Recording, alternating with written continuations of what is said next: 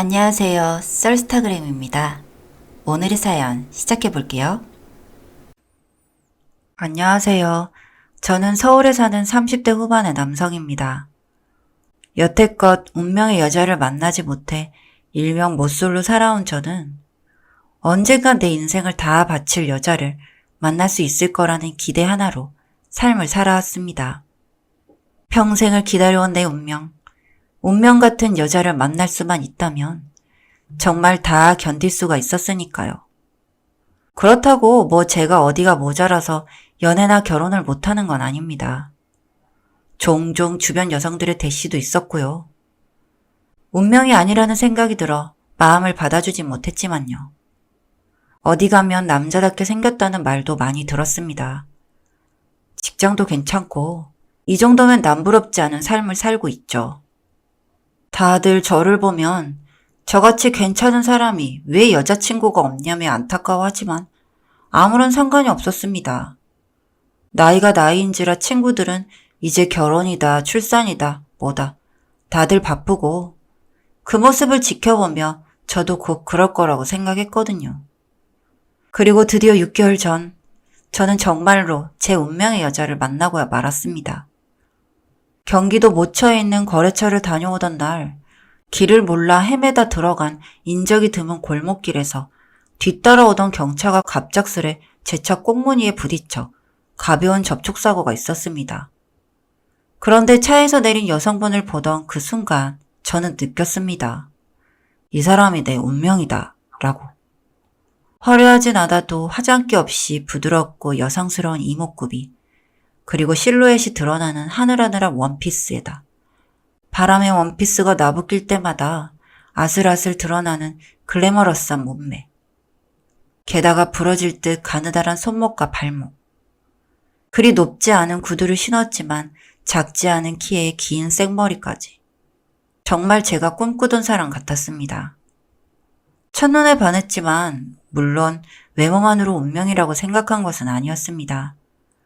자신이 잠시 한눈을 파는 사이에 미처 제 차를 보지 못했다며 어디 다치신 곳은 없냐며 너무나도 미안해하는데 그 모습마저도 정말 예뻐 보이더군요. 저는 괜찮다고 말했지만 그녀는 제 차가 외제차라 수리비도 많이 나올 텐데 어떻게 자기가 그냥 가겠냐며 저에게 계속해서 미안함을 표현했고 결국 수리 후에 연락을 달라며 저에게 연락처를 적어주고 떠났습니다. 저렇게 얼굴도 예쁜데 마음까지 예쁘다니. 저는 정말 감동했습니다. 물론 수리비를 달라고 할 생각은 없었습니다만 덕분에 그녀의 연락처까지 알게 되어 얼마나 기뻤는지 모릅니다.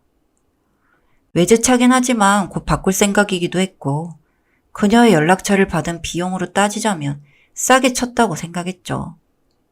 그렇게 서울로 돌아온 저는 며칠 뒤 고민 끝에 그녀에게 문자로 연락을 했습니다.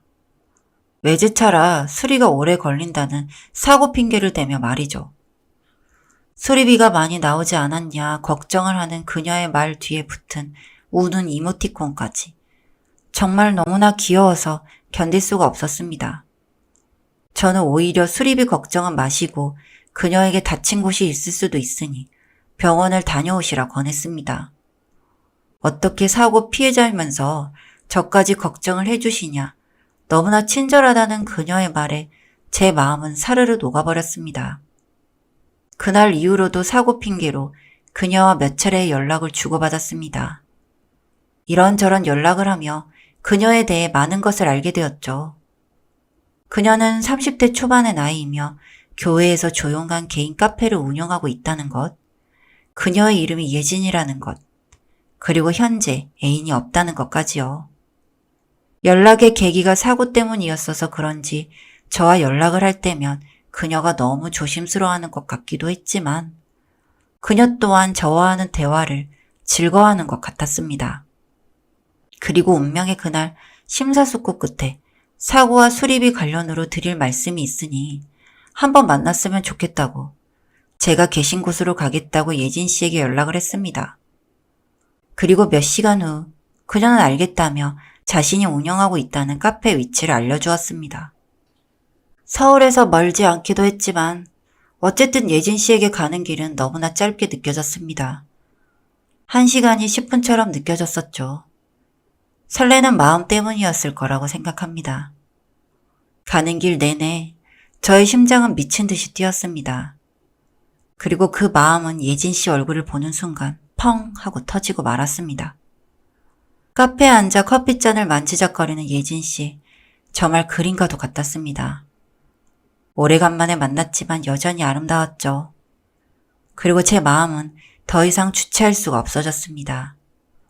자리에 앉아 사고 관련 이야기를 꺼내는 예진 씨에게 저는 참지 못하고 제 마음을 말했습니다. 첫눈에 반했고 차 사고마저 운명처럼 느껴진다고.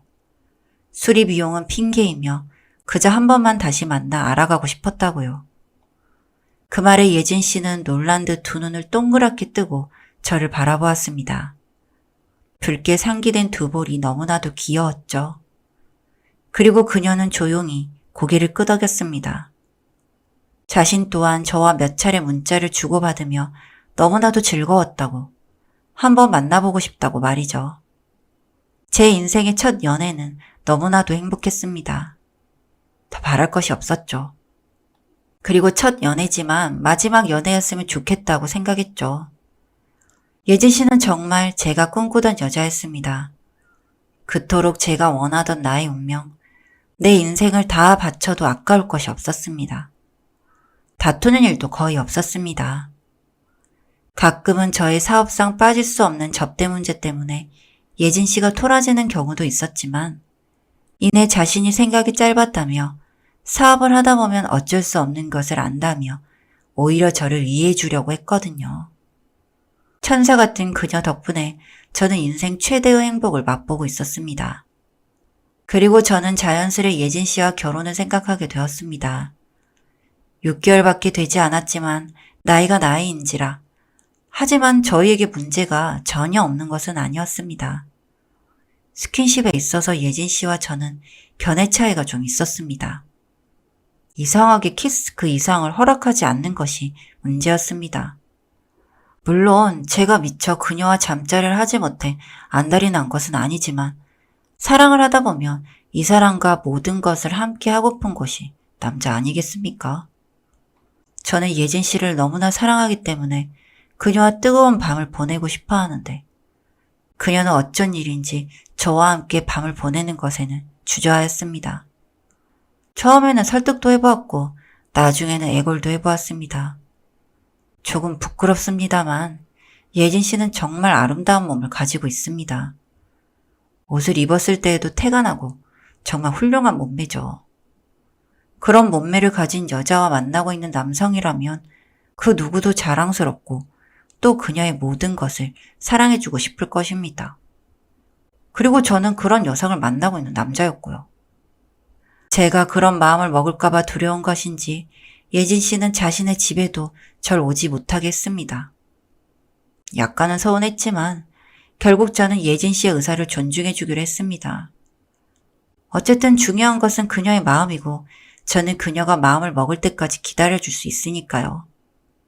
결론은 우리가 결혼하기 전까지는 예진 씨를 아껴주자는 생각을 하게 되었습니다.